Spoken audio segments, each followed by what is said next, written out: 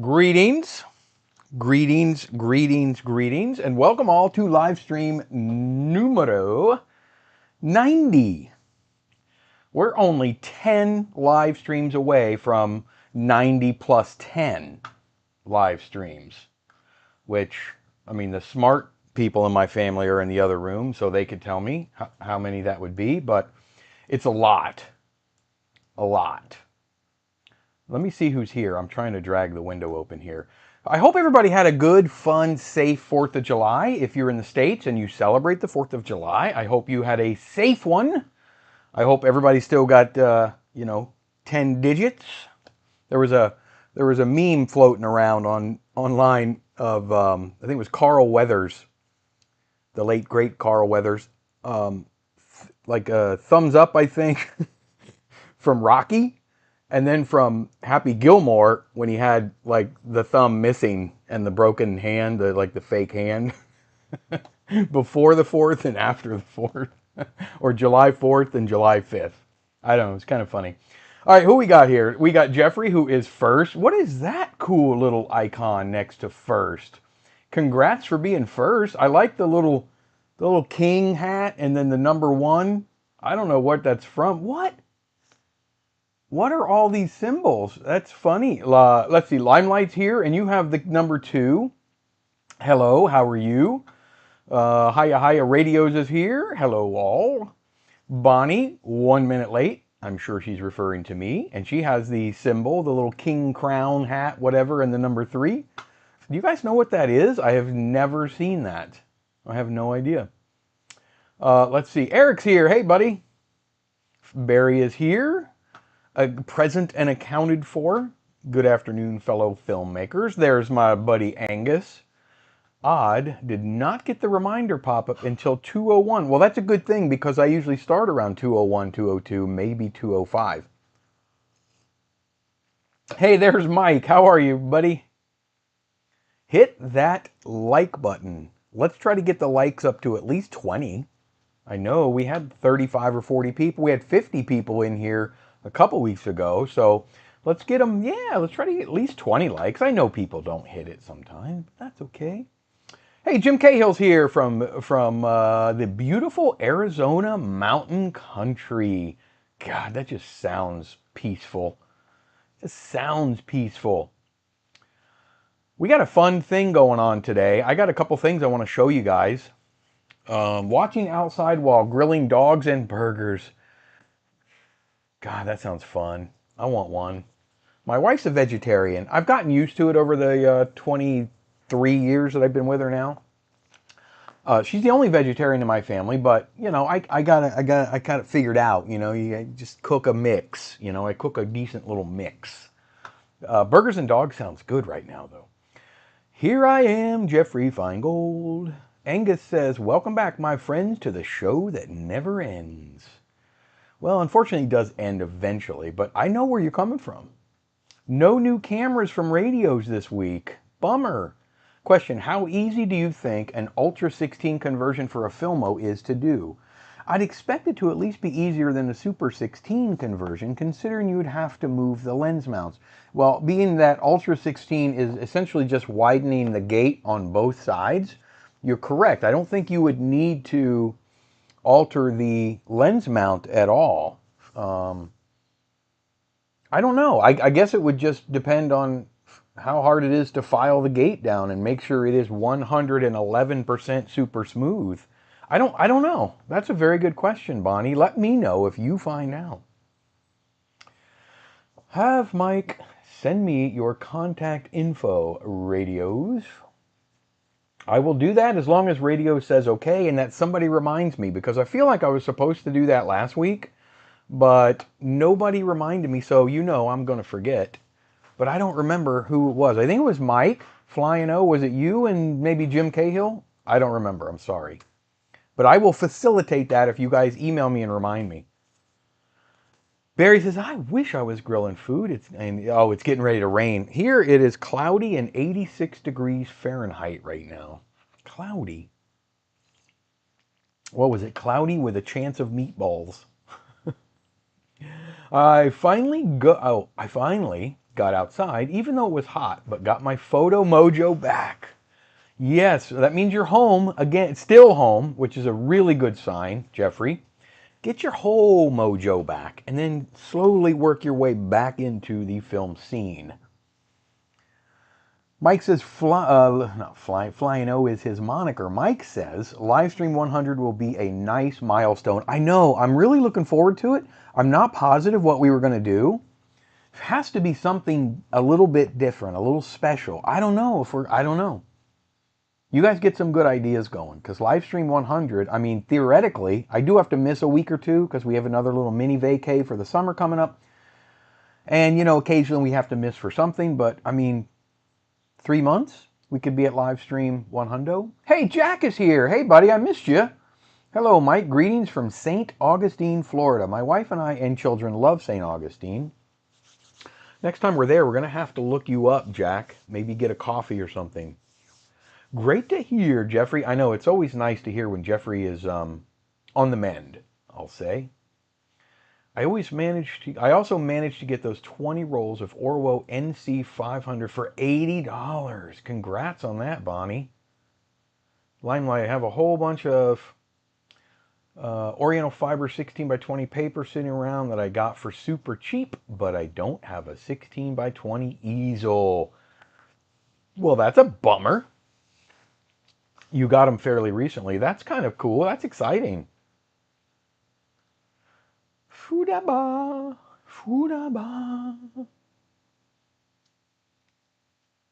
I am so confused by that. I don't know. It's showing that. Okay. Sorry, I'm now looking at this new. I got to look that up. It's very new for live streams. I don't know what this little icon is.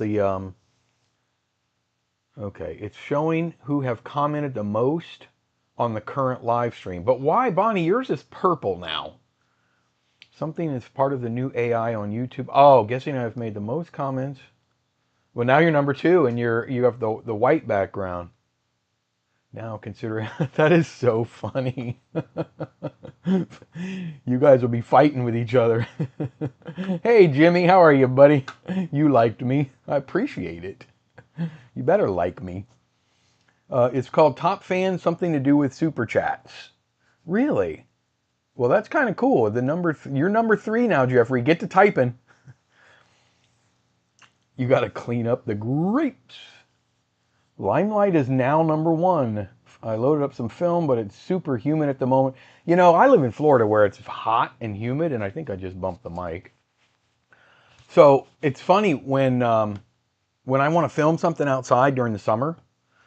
You know, you guys know this. I mean, I'm not the only one that lives in a hot environment, but you know, when you walk outside, especially when it's so humid, I have to wait for about an hour sometimes. I've actually just walked my camera out there and left it sitting on the rail or something for an hour or so, just so the condensation builds up all over anything on the camera. So I have to let that kind of burn itself off before you can film anything. You try wiping the lens, which is a terrible idea, and it just smears it. And then when it does dry, you have smear marks. But hot and humid is tough filming. You got to get the equipment acclimated. And it's probably the same with the film inside the camera. You want to let that come up to temperature too.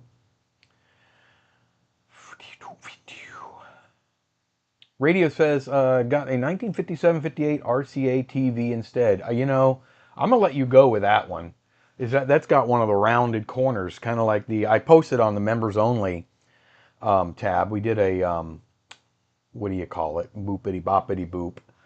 A members only preview of some found film I processed. It was really kind of very interesting.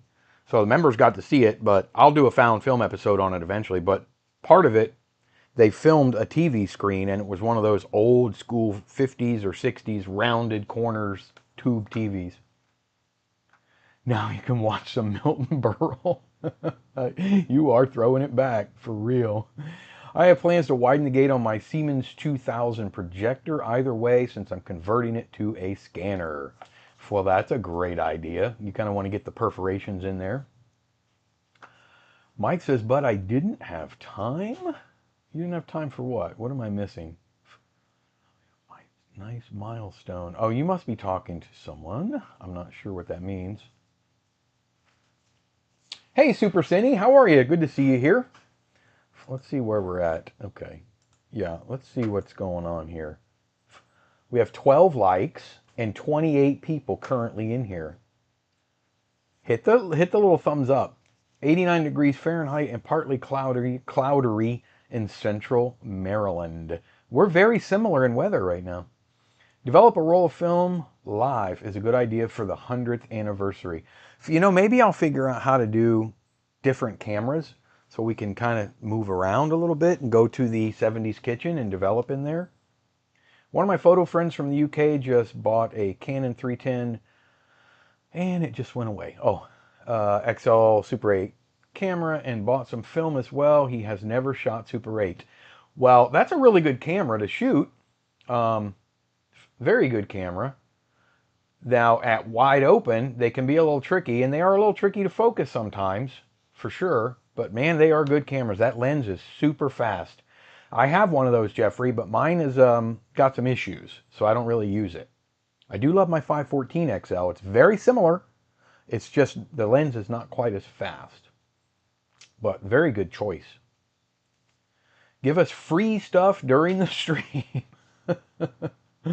Everybody loves some free stuff. You know, I have so much stuff, film-related stuff in my home now, and I've talked about it before, how small my house really is, that I've gotten to a point where I'm going to have to start figuring out what to do with some of my film-related stuff. I don't know yet what we're going to do with it.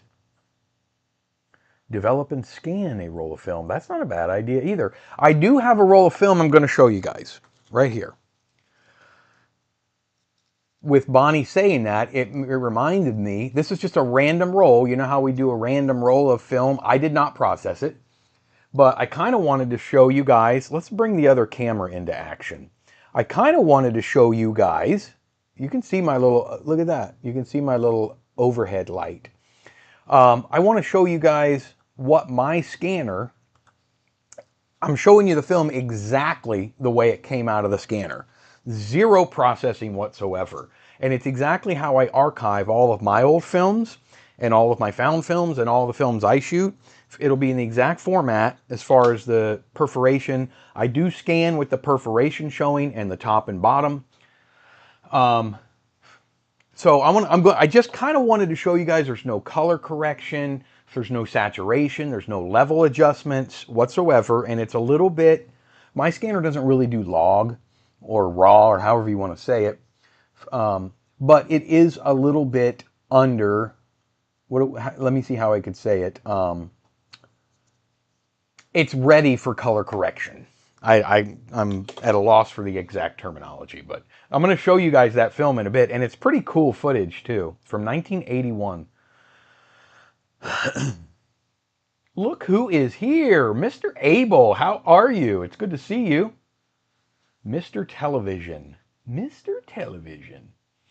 I can see a crown icon next to some of the comments. Yeah, I know. I was just wondering about that, Jim, and I'm being told that it has something to do with who's the most active commenter.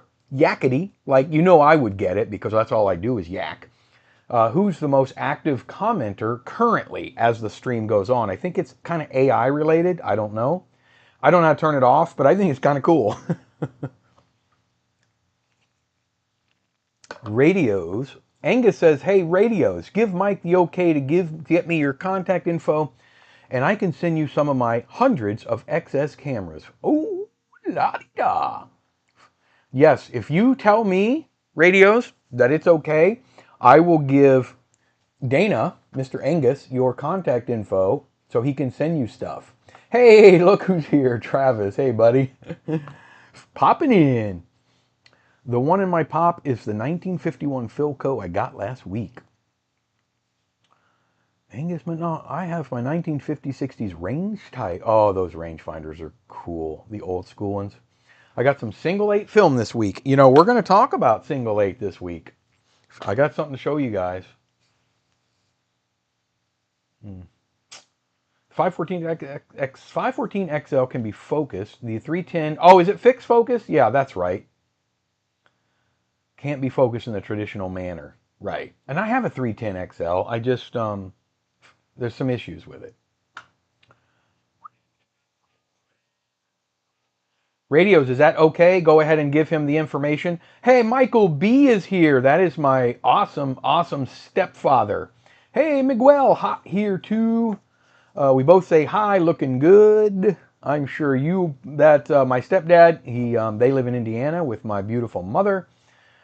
And it's always so exciting to see them here. I need a source for those film reel rubber bands with the little handle. Mike, I do too. I've been looking. You know what I did? This one just is an old school one. This one was already on the film when I got it. But you know what I've been doing? And it actually kind of works. I have a film somewhere. I don't have it with me. I just like you're tying the end of a balloon, but I tie just a little knot at the end of a bigger rubber band, and then when you put it around, there is a little knot handle on it. Hey, Lyndon, how are you? And if you find a source for those, they're very difficult to source. I've looked. If you find a source, you let me know. Angus wants to tell me some cameras. Where do I send contact info? Don't worry about the contact info, Radios. I will text, I'll email Angus and give him your contact info. We seriously need to chip in on Time Machine. I will. Jeffrey. Other streams. Jeffrey is trying. He's trying to get a number up to 1. Woohoo! Yeah, anytime that you guys... Bonnie. Oh, God, you guys are going crazy. Anytime you guys want to exchange contact information amongst members in the group, if you want to confirm it and then email me. One of you email me, and then I will send the contact info for you. I'm totally fine with that. Number 1 is Limelight. So, all right, I'm going to miss a few comments because there are some things I want to show you guys. I got a lot of catching up. Yeah, you do have a lot of catching up to do. Hey, Entity's here. Hey, buddy. You have figured out the system. What did Bonnie say? Oh, still number 2, Bonnie.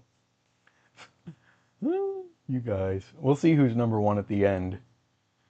So that's what that was about. Where do I give the info in the chat? Don't worry about it, Radios. I got your address, unless you moved in the last 6 months. I have your address, and I can send it to Angus. Riffing Mike Rosso from FPP. Riffing Mike Rosso from FPP. I like Mike Rosso. He's a good dude. Number 1. Look at Limelight. How are you staying number 1? You're not even commenting the way they are. Great spot to share our info. That is a good spot. Yeah. And you can even do it if you're in the community, that's a really good idea. But I don't think Radios is on there. But that's a good idea because I think members within the community may be able to private message each other. I don't know if that's true or not, but that might be a good idea too. Good thinking, Mike. I mean, you do have a good idea every now and then. Mike will just send me your info in the mail, and then I'll email you. Yeah, that's all I'll do. I'll just exchange your guys' emails. Fine. Oh, Facebook group is a public, maybe not post. Yeah, maybe not your phone number and whatnot, but you might be able to just private message. That would work too. Okay. Hey, Filmcat is here. Is that okay? Filmcat. Charles, right? Did I get that right? I think there's a limit of 75 XP for commenting. Considering that the top 9 people all have 79. I don't know what that means, Bonnie. All right, so I want to show you guys. If you were here last week, then you remember, I don't know who I was talking. It may have been Matthew. I haven't seen Matthew in the chat. If it may have been Matthew I was talking to about a picture that I took quite a while back that I kind of wanted to show you guys. I just like the photo. It's nothing spectacular. It's just interesting. Of an old Mustang. I was driving down A1A in Ormond by the Sea. This was in 2018, April of 2018. And I used I even made a note. I used my Minolta X700. which is one of the best cameras, I think, 35 millimeter, personally, I think, has ever been produced. Phew, I used to use that X700 a lot. So I see a Mustang, an old Mustang with like a flat tires or whatnot, just kind of rusted. And it was cool because it was sitting kind of, if you're at the right angle, right behind it was like a kind of a dumpy-ish looking tattoo shop. So I turned around and pulled over and got in the parking lot and jumped out and I took a picture. But I just thought it was kind of cool. And part of that roll, also, I did a picture of an old Frezzolini 16. It was an LW16. You guys remember Frezzolini? But I had an old Frezzolini LW16 16 millimeter camera, very, very, very similar to the CP16, the cinema products that Travis and I love so much. I kind of miss my Frezzolini. I still have the original owner's manual for it. It was a little bit loud, and that's the reason I never really kept it or used it, but it had the neatest design. But I took a picture of that in my sort of leaf-infested driveway, but I'm going to show you guys that as well. Rusty Mustang and Tattoo Shop, the best of both. I know. Mike has one of the last film cameras I bought, Bolex 8mm with a bad motor. Yeah, but I don't think, I was looking at that yesterday, Travis. I don't think it's a bad motor. I think it's a, it just needs to be reworked a little bit. And I am going to get that thing taken apart because I have the exact same one that I want to take mine apart too and do the same thing too. So we'll see if we can get them both running. And I have your films done, Travis, those 16mm ones. Let's see, Entity says, and what's also hard is trying to develop some K14 film in color using a very hard to make first developer and 50 more steps on top of that. Yeah, I know. We've been talking about that. And I kind of basically just said, good luck with that. Please let me know how it turns out because I think he's going to give it a shot. We'll see. We'll see. The more XP you have, the smaller number you get. Get your XP up, guys. Come on, let's XP it. Let's expedite the XPs. Mike has one of the, oh yeah, the cameras, okay. You haven't bought a new film camera in over a year? Oh, I'm interested here. What's going on, Jim? You just, okay. Just got my Nizo 6080 back from Filmwave. He replaced the belt. So far, it seems to be working. Tested this weekend. You know, I'm going to have to look into, I have a Nizo 6080 and I have a Nizo 1048, I think. Neither one of them work. The 1048 worked really well for a while and then died on me. But maybe he's got a solution for me. I don't know. Hey, there's Christian. Apocalypse Now. It features a Frezzi 16 in one scene. Yeah, let me show you guys this picture. I like this photo. Let me turn off everything else. And then I want to show you that this is a picture I took of my old Frezzolini in the driveway. Look at that bad boy. I miss it. It ran beautifully. Beautifully. Beautifully. But it was a little bit loud. And it shouldn't be loud because it's a crystal controlled motor. It's very much similar to the CP16. I think they used the exact same mechanics in it and drive system. So I don't have that camera anymore. I wish I did. I had two of them, and one of them was a parts camera I sold. That one worked great, but I do wish I had it back, but I don't. So here's the picture of the Mustang that I took. These were eight years ago. I just thought there was something about that car, and I kind of wanted to get the graffiti or the tattoo shop graffiti on the right, so I didn't center the car intentionally. But there's something about that photo that just makes me happy. Well, I like the car, first of all. I don't know much about Mustangs. I don't know what year that is. If anybody knows, what year is that Mustang? I'm going to guess somewhere in the mid-60s, late 60s. I don't know. But that's one of my favorite photos. Yeah, that would be a good restore project. I don't think if it's still sitting there now, 8 years later, they're going to definitely need some 66, okay. Definitely need some restoration for sure. For sure. Maybe 66. Yeah, that kind of was where I was at with it, somewhere in the mid-60s. Jeffrey says 64 to 65. I'm not really a car guy, so I don't know a lot about, the years. I love racing, and, I like engine. You know, I like the stuff, but I don't really, I can't identify the car model years and all that, you know. The photo mic. Thank you, Lyle. I took photos in a closing mall that I haven't developed yet, and I am antsy about it, how they would turn out. You know, the best you can do is the best you can do, Limelight. I know the feeling. Absolutely know the feeling, though. Yeah. And I do have something on order. I did order something. It's totally off topic. And by the way, that film was T-Max, black and white, 400 ISO T-Max, in my Minolta X700. Not a car guy, but I like cameras. I'm kind of with you there. Daytona 500. I've been to a few of those. I've worked a bunch of them. Yes, the Daytona 500 I don't really go to anymore. I just don't like huge crowds. But I can hear it from my house every year. And the 400.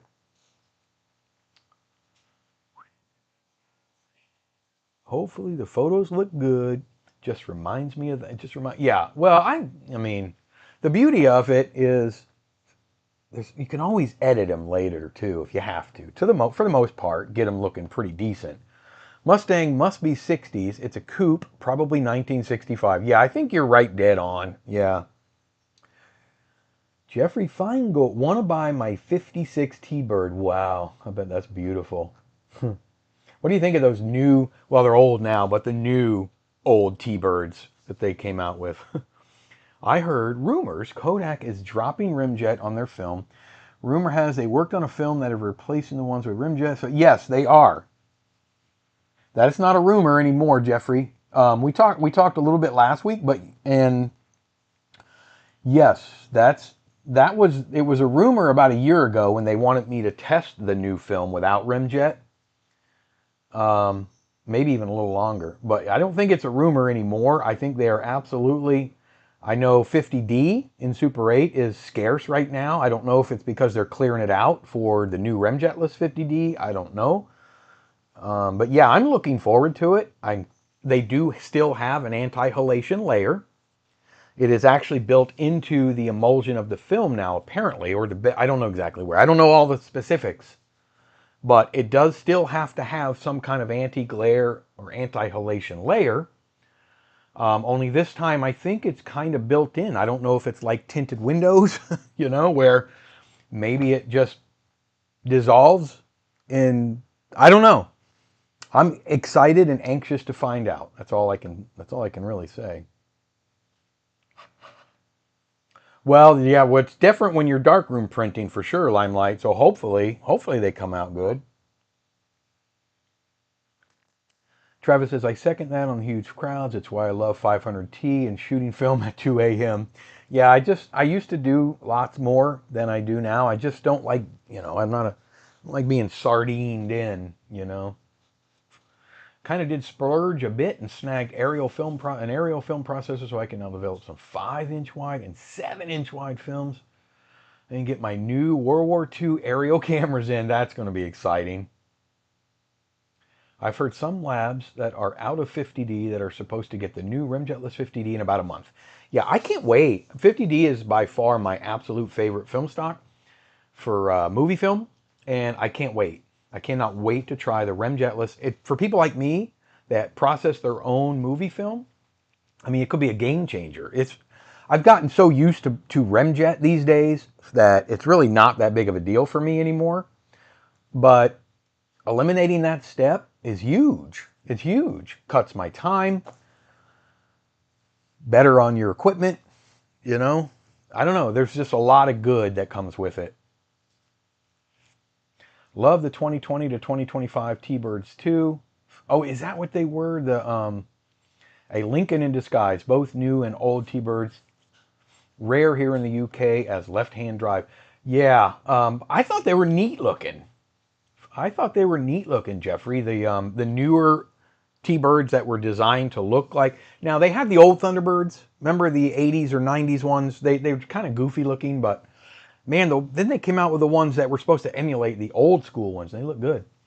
You'd hate Manhattan, New York, which is where I shot my first Super 8 rolls. Yeah, I don't have a lot of interest in going somewhere where there's just that much of a crowd. I'm with Jim Cahill when it comes to let's just get out in the mountains and enjoy the countryside. I have some 50D in my Nitso 6080. I haven't seen any shortages. I've just read. I haven't tried to order any. I have a 3 or 4 rolls of it still, but I've just read on some of the forums that people are having a hard time finding it.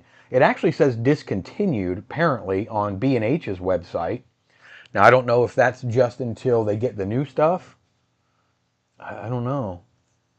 Imagine when they do release it, they better have a ton available. The prices are going to go. I know. I hope they don't.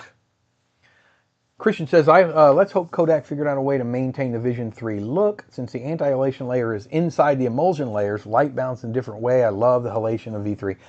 Yeah, I hope that, and I'm curious as to how that's going to work, because anti-halation by nature needs to be darker to keep that glare out, right? To keep the shock out, to keep the glare out. So I don't know, how do we get rid of that layer, or is it even necessary? Listen, there's people that are way smarter than me that design and create at Kodak. So we just have to put our trust in them that they know what they're talking about.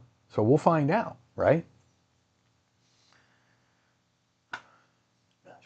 Love me some mountains. Yeah, me too. I got some crazy stories about New York City. My brother is in New York City a lot. My older brother, the magician, he does a lot all over the world, in fact. But he is in New York City a lot.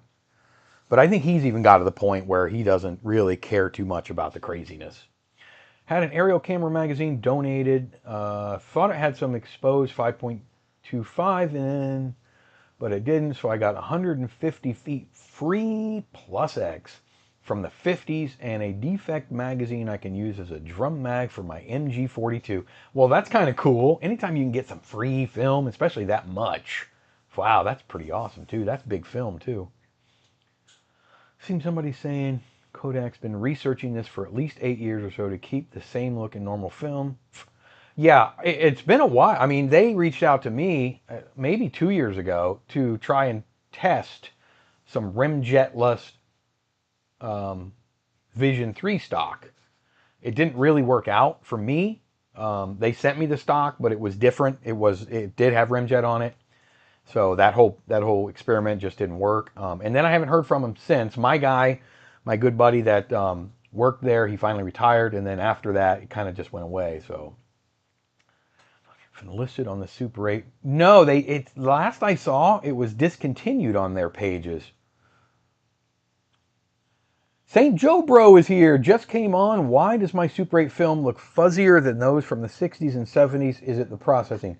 Well, it could be. It could be the processing, could be the shooting, could be the scanning. I don't know. There's a myriad of reasons. Modern film stocks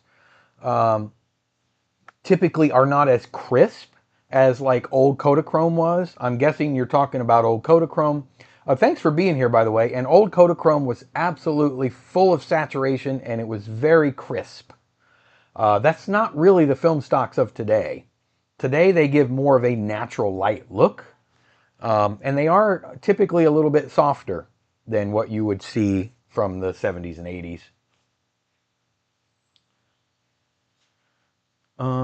Pro 8mm must buy the most Super 8 film from Kodak. I would think they have the source to check it. Yeah, they do buy a ton. There was a time, I don't know if they still do, Jim, you might know, they cut their own they were cutting their own Super 8 film stock, which I believe they still do. The aerial camera magazine is a bit bigger than 308, but I plan to add a few electronic goodies to it. That's awesome. Also, the film is relatively still high speed and good contrast. Black and white film, except for what I'm going to show you in just a second, really holds up well over time. Notoriously good for holding up over time, especially Plus X and Tri-X. One thing that I hope for is that I get the same mistakes as I did the last time I ordered directly from Orwell, aka one 100-foot roll of 60mm and get 5. Yeah, well, that'd be cool. And get 5 135 rolls of film. Jeez. That's a happy mistake. As long as they're 100-foot rolls. 50D on back order at Adorama. It's crazy. I don't know what happened. Oh, Kodachrome was the best. The best.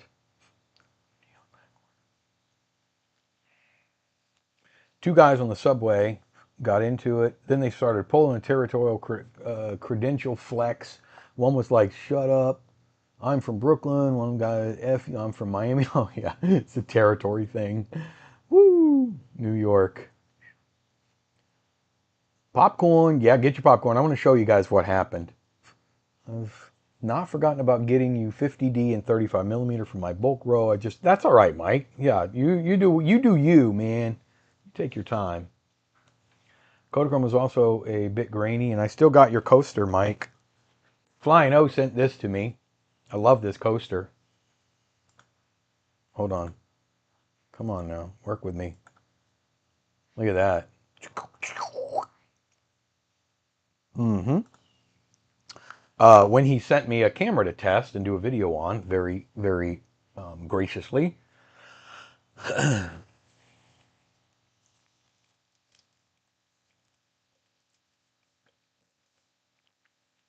Kodachrome was also a bit grainy due to its high dense emulsion base, needing nearly 10 different layers for getting a stable emulsion. Yeah, grain really wasn't a problem though. It was such a slow burn too. But it did have some, you're right, there was such a process to it. There were so many layers to it. And Adrian was working on a color process, but I think he's disassembled his auto machine, and now he's still trying, but he's going to do it in by hand, manually. I think what's getting the remjet off was the tricky part. You got to get Kodachrome remjet from old school Kodachrome is sometimes really, really stuck on. And you got to work it by hand. Corey Miller cuts the 250D I'm testing right now. Yeah, that's right. I forgot about that. They do cut their own, yeah.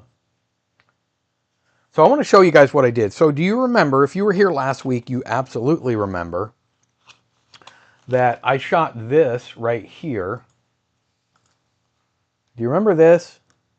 I shot this single 8 R50, which is like 50D in black and white. So I shot that and it was underexposed. Let me refresh your memory. Okay, let's refresh your memory. Let's turn this stuff off. And here's a memory refresh. You guys remember this? We're not going to watch the whole thing because we already saw it. We saw it last week. Remember? We'll get into it. This was at the park, and it probably needed about one more stop. It's old. This expired in 1974, or processed before. Wasn't too bad. And that was, if you were here last week, that was this roll here, single 8. I shot it in my Angus McNaughton donated Fujica P2. Great little camera, actually. Autofocus or focus-free lens, or auto exposure. So it was a little tricky. But I decided I wanted to shoot one at box speed, which I did. And this roll we did last week, processed before May of 1974. So well over 50 years old. Well, I promised you guys I was going to do my best to shoot this roll next. Okay, let me get this camera. This roll next, which is this. You see that? Very old. Now check out the process before date on this. Let me find it right here. Can you see that? March 1975. So at minimum, 50 years old. At minimum, 50 years old. So I did. I kept my promise. I don't always keep my promises, but I kept my promise. It's right here. And by the way, it's amazing how much thinner this, I think it's the polyester base is on these films. I don't have a regular Super 8 roll here, but look how, can you guys see this? Look how little amount, look through it right there. Can you guys see through that? Let me see. See where the film stops? With a Super 8 roll, it comes almost to the end. It's amazing the thickness difference in the film itself. But I did shoot it. So what I did is, again, I wanted to try to overexpose. Well, these cameras are auto expose only. But remember, we talked about it last week. There's the pin system. There's a series of pins in there inside the camera that get depressed. See those pins right on top right there? They get pushed in, I can't tell, but starts at the bottom, and as you push those pins in up to the top, it opens your iris more and more. Iris. I always think of some little old lady. It opens your iris a little bit more each time. So what I did this time, I'm going to show you guys. I'm going to miss a few chats, I'm sorry, but I'm going to show you guys what I did. So check out this, these two pictures. So I decided, I felt like this cartridge, and I kind of held it up there, and it was going to only push in the bottom pin, right, for 200 ISO. This is 200 ISO black and white film. It was only going to push in the bottom pin to shoot it at box speed. So I wanted to go one more stop, so I wanted to push in the next pin up. Rather than tape the cartridge, I just decided that it might work to just tape. There's the camera. Do you see the little piece of white gaff tape? Let's try to get a closer photo. So I decided I would just tape up the bottom two pins. And just to make sure they both got pushed in, I did watch as I was, you know, you got to half press the trigger, and then when I taped it, I watched the auto meter, the ISO, the needle. It did fluctuate and it went down. It went down. So I figured that might do the trick. Now we're only one stop, just one stop, overexpose for film that was 51 years old, probably, maybe 52, depending on exactly when it was manufactured. Again, I wasn't going to shoot anything spectacular, although I think my wife is spectacular. But she likes to mow the lawn. Don't judge. She likes to mow the lawn. So I figured, let me just go film the lawnmower. So it was nice and bright. I wanted to film outside. So we just got some shots of her mowing the lawn. Right? So let me show you what happened. And I'm just, well, get your popcorn. Here's Nicole mowing the lawn. Yeah. So, yeah. There's like maybe one or two shots that you can kind of understand or see, or, you know. But, I mean we can see. We know what's happening in the scene. I got to figure this stuff out. Now, here's the thing. I'm not 100% sure if... Not 100% sure if I didn't maybe process it improperly, or maybe I didn't, you know, overexpose it by a stop. Was it midnight? Woo! Yeah, Jim, this was about 45 feet of film that was on this roll here, but it's supposed to be 50 feet, yeah. So anyway, I don't know for the life of me what to do. It's clearly underexposed, still probably a stop, maybe two. So I think for the next test, I'm going to tape the entire set of pins up, or just tape the entire reservoir on the cartridge and hope for the best, because this is clearly unacceptable. I don't know how, I don't know Fuji film, old school Fuji single 8 film very well. I don't know how it holds up over time.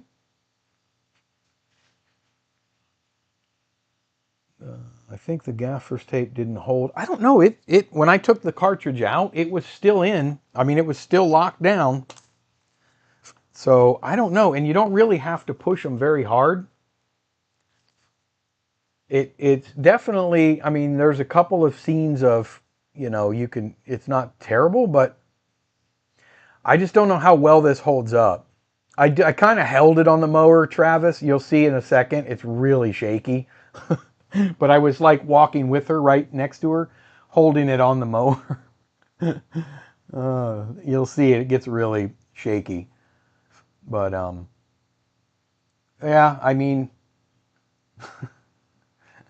it is what it is. I'm learning every day. And the sad thing is, I'm probably never, once I expose all of these rolls, I'm not going to get any more. I'll just reload the carts that I have with modern film stock. So by the time I figure it out and learn, it's probably just going to be too late. But we'll see. Processing is consistent all the way through, minimal. Yeah, I mean, it's not. And then I wanted to shoot directly into the sky, and you can see it is definitely underexposed. I mean, well, there was no question about it anyway, but yeah. So we got 15 seconds left. We'll just finish it out. There it is, Travis. I was holding on to the handle. Yeah, and that's how we end it. So, with that, here's what I did. I always do test strips when it's an unfamiliar film. And I did a test strip. Let me see if there's any chance you guys are going to be able to see this. Probably not, but no, you can't see through it. But I did a test strip, and I can see the 3 different times that I used. I did 3 minutes, 5 minutes, 7 minutes. And the longer you go, kind of like Kodachrome, the longer I processed, it just got darker and darker and way more dense, way more dense. So I figured I processed the R50 in my HC110B at about 67 degrees for 3 minutes. And the results were 1 stop underexposed still. This one, when I did the test strip, looked more in between 3 and 5 minutes, more in the 4-minute range for me. I even sometimes will put the test strip in my scanner and check with the gain and the shadow adjustments and whatnot, the gamma. And it looked like 4 minutes might get me close. Now, I will say this film does look, when it's processed, it does have a very muddy look to it. It's 52-year-old Fujica black and white film stock. So I'm not positive. I mean, I know I could try stand development and whatnot and let the developer really work its way in there slowly. But I think in the grand scheme of things, is that really going to help the overall look of the film? I don't think so. I do want to try to overexpose it. And this time, you know what I might do? I might put black tape both over the pins and over the cartridge. See if that works. Rigger camera. Oh, yeah. You can see he had plenty of film to play with for Super 8. Yeah, Lyndon, I'm with you. Interesting. Agree on filling the gap on the cartridge. Well, I can do that. I just don't want it to be permanent. But you're right. Hot glue, I guess you could peel that right out, right? Spain is loading 40 feet for Super 8 film. Yeah, you're right, Jim. I think it was 40 feet because you won't be able to get 50 in there. Consistent all the way through.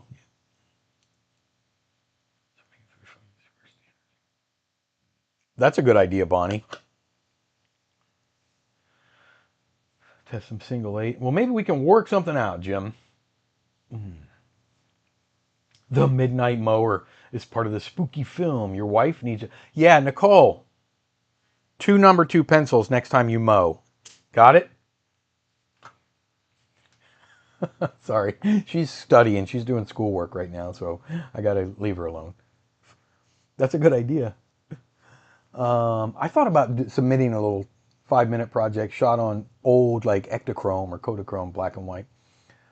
DIY 35mm movie scanner would definitely be neat. Yes, it would be really cool. The R200 looked good. 2 stops, still under to me. It is 2 stops, isn't it? Yeah, definitely. I have 30 seconds left of 35mm footage for the IMO. Not sure what to do with it. I'd send it off and get it developed properly, and then we'll see what it is.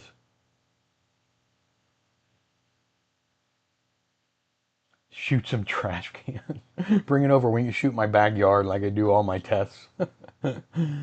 Whew, how dare we complain about 50-plus-year-old film. Isn't it crazy? 50-year-old film. Where were you 50 years ago? You know? Well, the lawnmower footage has inspired me. Maybe a stop-motion lawnmower animation video. Name it something interesting, like maybe The Lawnmower Man. There's a good title. It's never been used. Imagine a lawnmower company, lawnmower moving, mowing by itself. I'm losing it. Yeah, that would be interesting. We could rig that up. Hey Mo, hey Mo. Attack of the Killer Lawnmowers. Thin sheet metal. Number 2. That's actually, I just wondered. That's not a bad idea. I'm like, I wonder. I mean, obviously very thin, almost aluminum foil thin. Wait, maybe aluminum foil stuffed into the little thing there. But that's not a bad idea. It would have to be really thin because, yeah, I don't want the film bumped up, but you know. Oh, Jim, that's the film festival, the film showcase. Remember, 2 number 2 pencils have to be in one scene. The film festival. Celluloid Alchemist shot that in high school on Super 8, 1980. Yeah, we won't talk about that. I got my 40-year high school anniversary or reunion next year. Back. Hey, Katie, how are you? Got back from eating lunch. Now you're making me hungry. Flight of the Husqvarna. It's going to be maximum overdrive with the lawnmower. What a great movie. So, okay, with that, I mean, we have issues, clearly. We have serious, serious issues with the old single 8. I don't know. I think the next test for it, I might even do it just period. Any of the film that I shoot, the single 8, because I think with the 50, the R50, I keep wanting to call it 50D, but it's black and white and it's 50-something years old. No, no, no. We're just always talking about the number 2 pencils. No inside joke, Jim. It's always reference the film fest. So I think maybe in the future, anytime I shoot a roll of that film, I'm just going to block the pins. Let's just block the pins. That's, yeah. The thin sheet metal. Who was that said that? That was a good idea. If I can get a piece that's super thin but rigid, for sure, a good idea. Lawn of the Dead. Jeffrey, they are refillable. So these come apart. These are the older ones that have tape on the sides of them. They absolutely, you can refill these. And I've never done it, but I will be doing it. So there's tape. Before I took it off, there's a piece of tape that goes from here and then just wraps around, right? And it's right here. So you pop the tape. The newer ones apparently are glued together, but these are not. I'm going to peel this one apart and show you guys what I'm talking about. And I hope there's nothing that's going to go crazy in there, but I hope it doesn't pop. Ugh. There's just 2 little reels. It's just pushed together is all it is. Just like that. See that? And then there's 2 reels inside there. See the reels? Boom. The top one is the feed, so I'm just trying to figure out which way it's up. So that's the feed side right here, and that's the take-up side. And it just goes through this little roller, through a tiny, tiny little film crevice there to keep the light out, and then back around to the other spool. I want to get a little hole puncher that punches an oval hole like this, because the way you put that on is, see the film? It twists, and it's got a little like an oval shaped hole, and then the film reel has that little, I'm trying to do it so you guys can see it, the light. So you set it on, and when you twist, it locks it in. I know, it's hard. But anyway, yeah, they can't be very difficult to reload. We're going to give it a shot. I know that for sure. So we will be testing that. I'm going to show you guys a Super 8 film here in just a second. Straight out of my scanner. Right out of my scanner. No work to it at all. I just kind of wanted to show you guys what I start with for films when I scan. Like, this is a positive or a reversal film. Very random. It was with a big lot of films that I have from some unknown person. It's not the Brewers. Remember the Brewers? But a leather punch. Yeah, there's so many little hole punches. I just got to find one that's close that, you know, maybe I can reuse. Or maybe there's a way you can kind of crease the film and then cut a slice. And then when you open it, you know how you made in school, you made the snowflakes? Maybe you can crease it and then just cut a little groove. And when you open it, it's got the groove. I don't know. So they could be reloadable with double 8 film. With double Super 8, yes.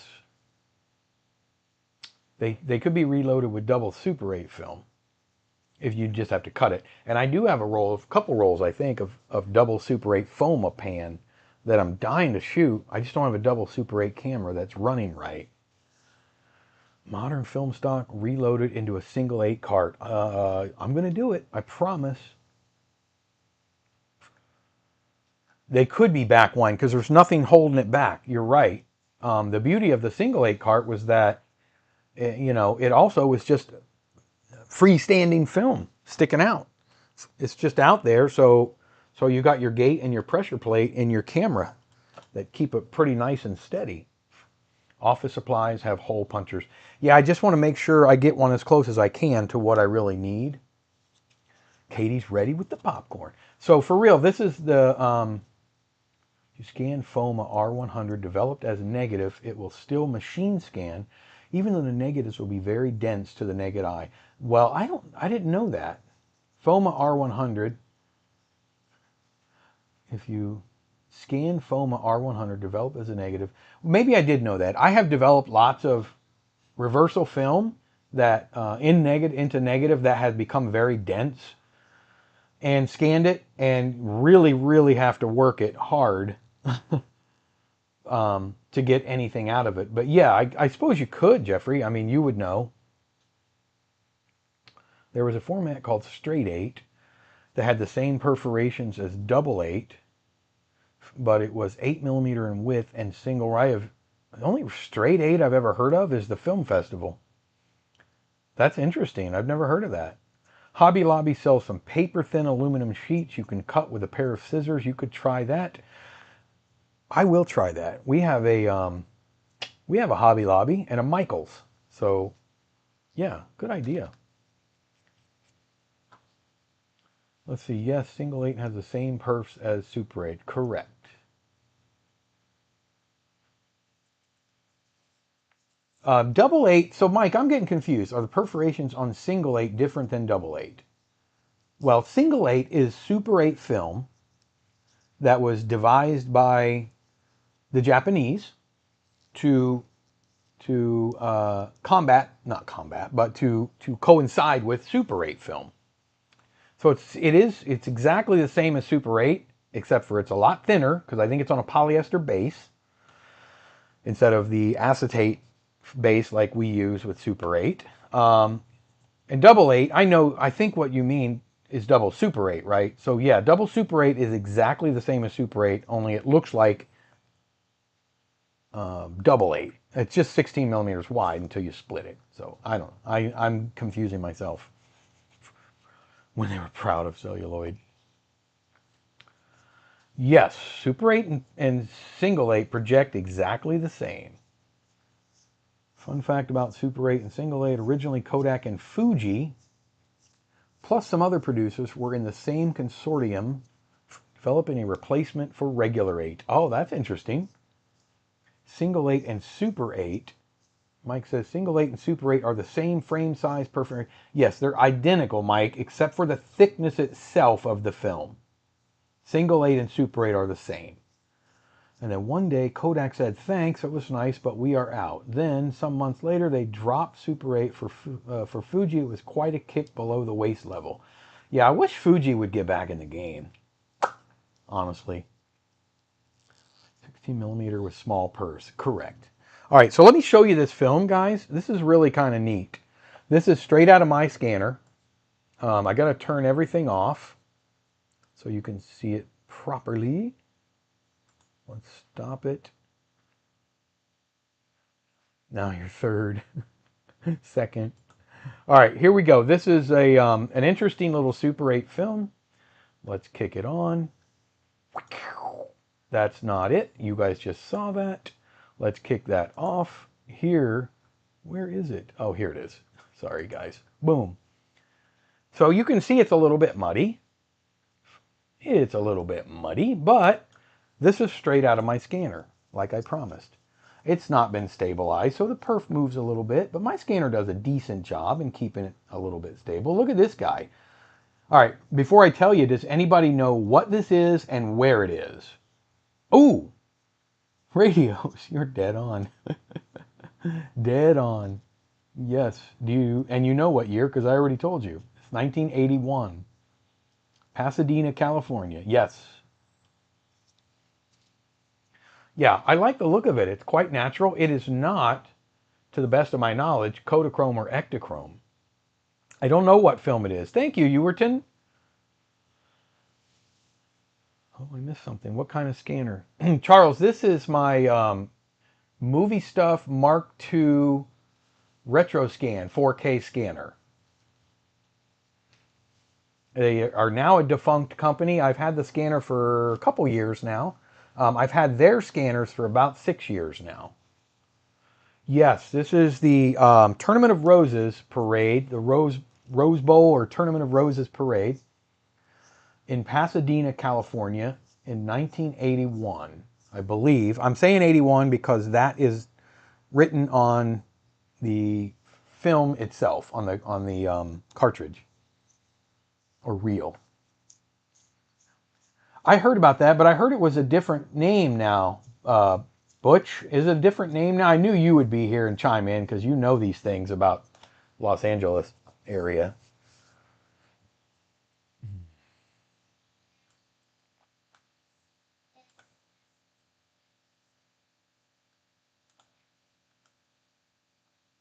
I'm wondering now if there's other, the parade is quite long, and I'm going to have to dig through and see if I have other footage of the same parade. If I do, then we're going to show it, but I have to find it first. But now, typically, I would give this a little bit of levels correction. It's a little muddy. I mean, we could bring out a little more of those details, the black levels, the white levels a little bit without overdoing it. It's not Kodak, it's Agfa. Probably. Yeah, that's probably. Oh, do you see 71? It says 1981 on the reel. However, it could just be a different reel. It could be a film on the wrong reel. The Robert H. Yeah, I did some research on their dealership. Was built in 53. It was later known as Pasadena Ford and Suzuki. The dealership was closed by 2011. The building was still vacant in 2025. Oh, very good to know. I guess Butch probably knew that. Yeah, it doesn't look too bad, Katie. To me, it looks very natural looking. So if it were mine and I were going to show it, I would bring out the whites and the blacks a little bit more, without losing the shadows, which can be tricky sometimes. And that's it. It's just rebooting, restarting. I did not process this, Abel. I'd like to take credit for it, but this is an old, just a found film that was already previously developed. I don't know whose it is. In fact, I got the batch of film on eBay from a seller nowhere near California. I can't remember where, but like New Jersey or something like that. It was a random roll, but it was cool to see. Trademark blue lettering in the background. Ford dealership there. Yes, that was the Loud Ford, it's called, or is it? What's the guy's name? Somebody it's eluding me, but Robert H. Loud Ford dealership. It became Pasadena Ford.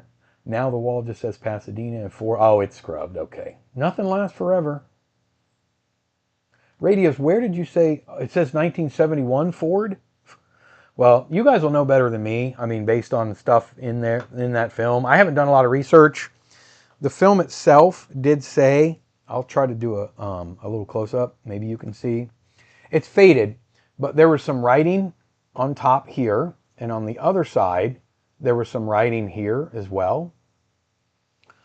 And it says 1981. It says, It's hard to read it. 10-7 of 81, and that says 10-6 of 81. But you guys might be right, because that's not when the parade was. I don't think that was the parade is the end of the year or the beginning of the year, New Year. So maybe it is from the 70s. I mean, definitely didn't color shift at all. It doesn't look like it.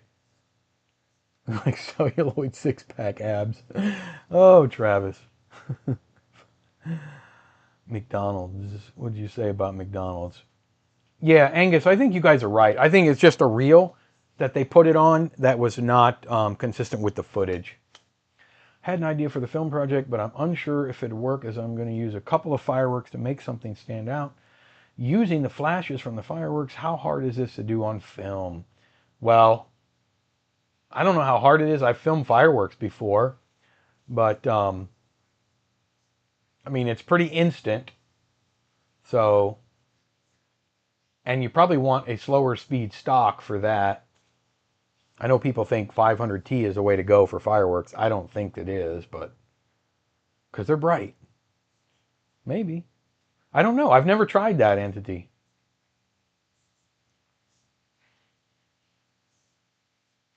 Everyone fashions more of that era, even though I'm not American. No, Lyndon, I think you're right. Bob Loud. I think he was the original, right? Yeah. Makes you wonder how those reels made their way around the States. I know. Go to Chrome Lasts Forever on eBay. Oh, in the window of the dealership, there's a sign. Oh, it says 1971 Ford. Well, there you have it. It's 1971 then. I mean, that makes sense. 1-1 of 71. Yeah, it just must be a different reel. It definitely makes sense now that I think about it, because the Rose Bowl parade, it celebrates the new year. So it wouldn't make sense for this to say 10-7 of 81. Somebody just using a recycled reel. Yeah, for sure. Yeah, it's either 1-1 of 71 or maybe 1-1 of 70 or 72, depending on when, you know. Well, it wouldn't be 1-1 of 70. Could be 1-1 of 72. Edge code on the film? No. No edge code, really. I mean, there was codes, but nothing that I'm familiar with at all. I'll show you guys. I'm going to try to stop it right at one of the... Let's see if we can get it to one of the... See the codes? That says safety. There's no identification on film. I might look at it under a loop. Let me see if I can... I'm sorry, I'm just scrubbing a little, but...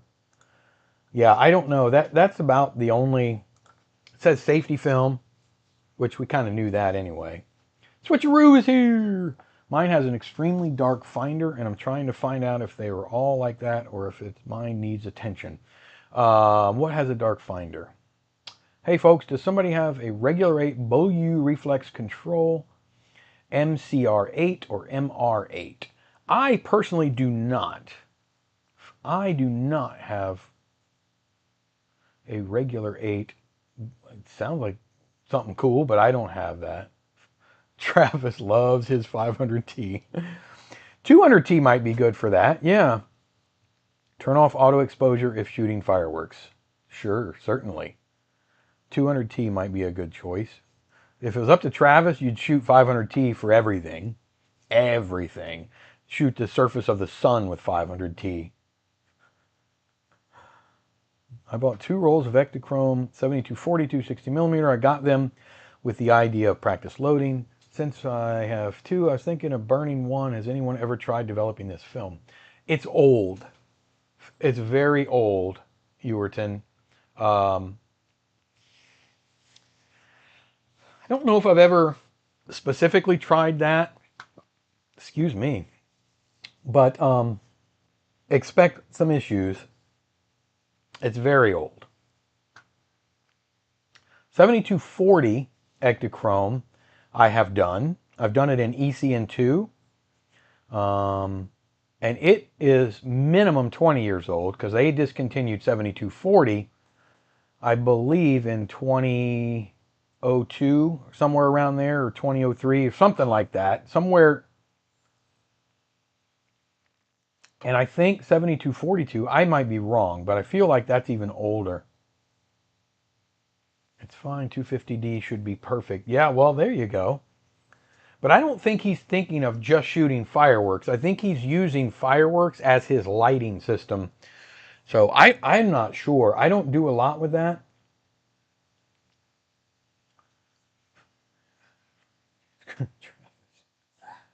I imagine I might be able to get something in black and white.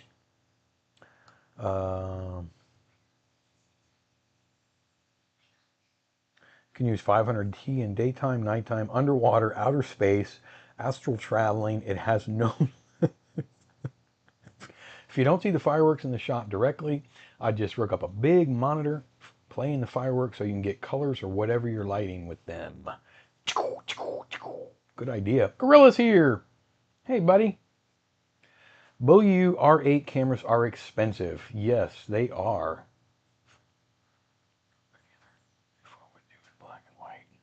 Yeah, they're just hard to get images from, Charles. They're 72. That 7240 stuff, 40 whatever, is old. And I have some. I'm not positive everything that I have. I actually have a lot of film down here. I don't know that I have any old 7242. I might.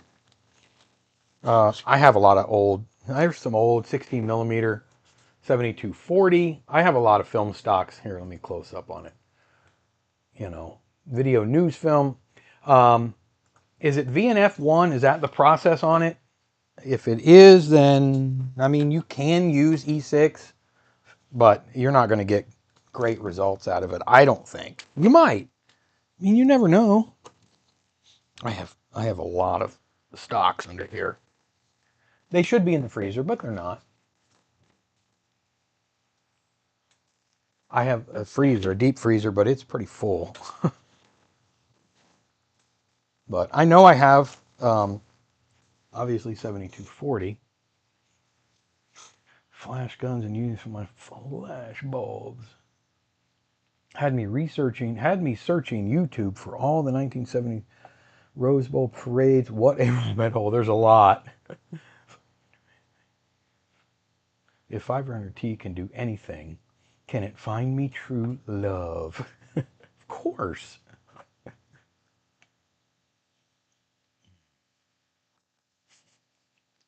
The go-to 500T.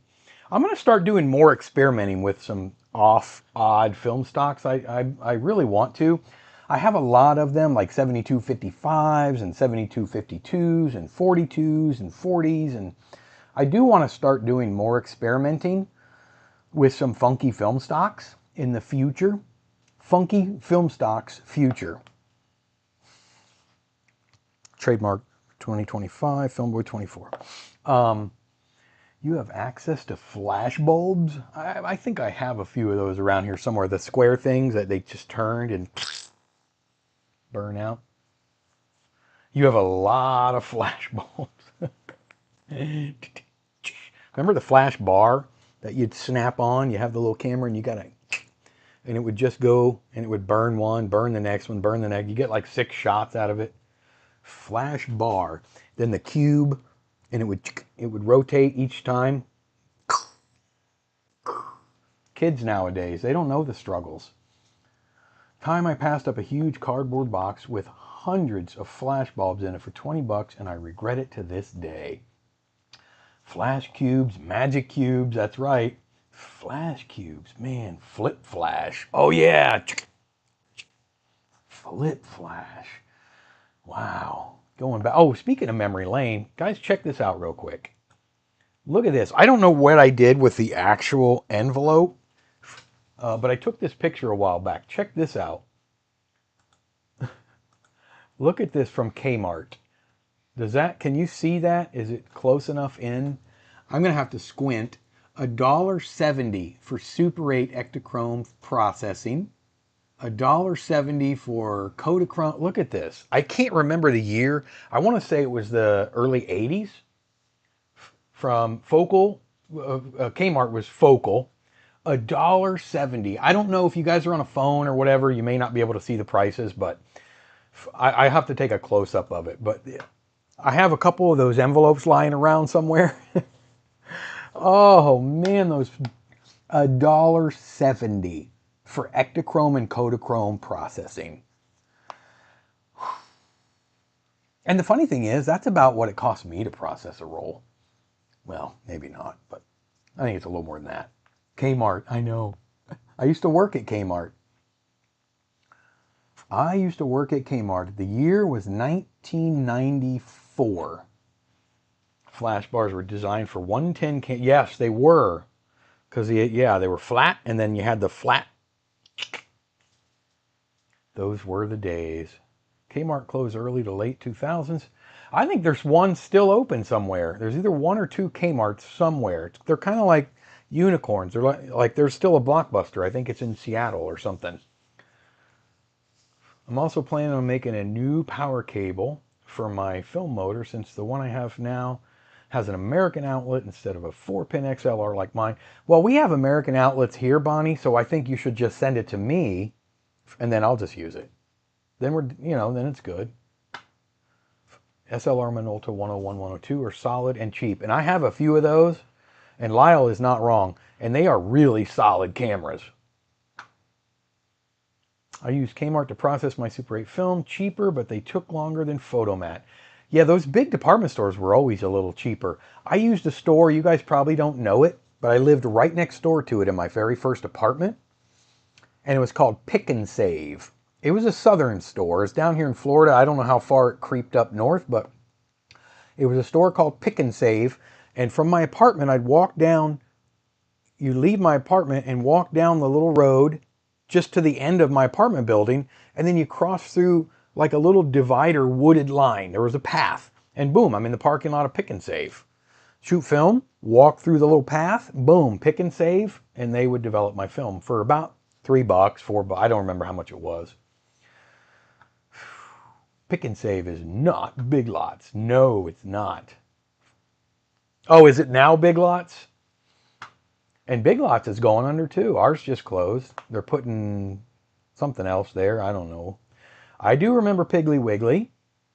I remember Piggly Wiggly from Indiana. Bonnie, my Filmo 70HRs use 3-pin XLR for power. Working at Wally World. Oh, we were competitors. Gorilla. Ours closed, but it was huge. I miss it. Yeah, we had one here too.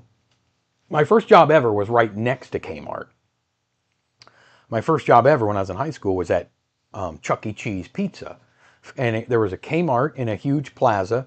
And then, it was a plaza. So there was other little stores. And right next to the Kmart was the Chuck E. Cheese Pizza.